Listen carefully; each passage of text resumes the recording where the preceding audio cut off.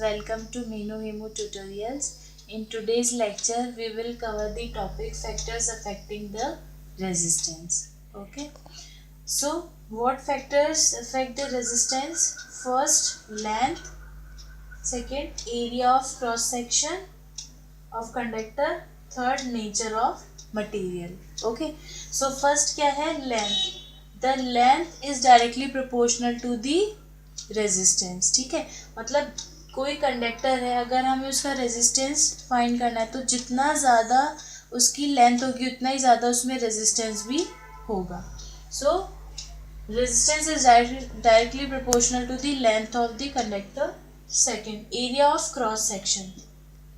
ये क्या है? Resistance is inversely proportional to the area of cross section of the conductor. Okay. Third, nature of material. अब ये क्या है? नेचर ऑफ मटेरियल क्या है?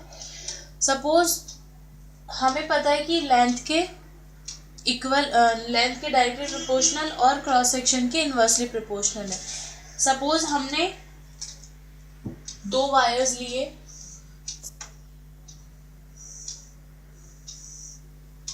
ठीक है, इनका क्रॉस सेक्शन भी सेम है और लेंथ भी सेम है. फर्स्ट वायर है नाइक्रोम, सेकेंड कॉपर. तो क्या होगा? इन दोनों का रेजिस्टेंस भी सेम होगा क्या? नहीं होगा, क्योंकि ये दोनों मटेरियल्स, हालांकि इसकी लेंथ और क्रॉस सेक्शन इक्वल है, ठीक है, लेकिन एक थर्ड फैक्टर भी है जो इफेक्ट करता है. वो क्या है? Nature of material. ये दोनों मटेरियल अलग अलग हैं, ठीक है. तो अगर हम एग्जांपल लेते हैं एक सेम लेंथ और क्रॉस सेक्शन के दो वायर्स का, एक नाइक्रोम है और एक कॉपर, तो nichrome wire 60 times more resistance produce करता है, ठीक है. नाइक्रोम वायर का जो रेजिस्टेंस होगा वो क्या होगा? 60 times more than the copper wire for the same length and cross section, ठीक है. तो नेचर भी क्या करता है? मटेरियल का इफेक्ट करता है, ठीक है. अब क्या किया हमने? दोनों को कंबाइन किया तो क्या होगा? R is directly proportional to N और inversely proportional to A. Proportionality sign हटाएंगे तो क्या आ जाएगा? Proportionality constant. This is rho. So R equals to rho L by A. This proportionality constant is called resistivity. This is called resistivity और specific resistance, ठीक है. अब क्या है? ये देखिए, हाँ ठीक है, ये क्या है? रेजिस्टिविटी है. अब हम एक चीज देखते हैं कि हमें पता है कि यूनिट क्या है, रेजिस्टेंस की यूनिट क्या है? Ohm. R equals to V by I. Ohm's law से हमने देखा था. पोटेंशियल डिफरेंस क्या हुआ? यूनिट क्या है? वोल्ट. करंट की यूनिट क्या है? एम्पियर, ठीक है. वोल्ट बाय एम्पियर ओम, ठीक है. तो रेजिस्टेंस की यूनिट हमारे पास है ओम.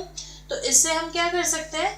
रेजिस्टिविटी क्या हुई? Resistivity equals to R A by L. Resistivity equals to resistance multiply by cross section of the conductor upon length, ठीक है. इसकी यूनिट हमें निकालनी हो तो रेजिस्टेंस की ओम, एरिया की मीटर स्क्वायर और लेंथ की metre. So the unit of resistivity is ohm ohm metre. क्या हो गई? यहां लिख देती हूं मैं. Unit of resistivity is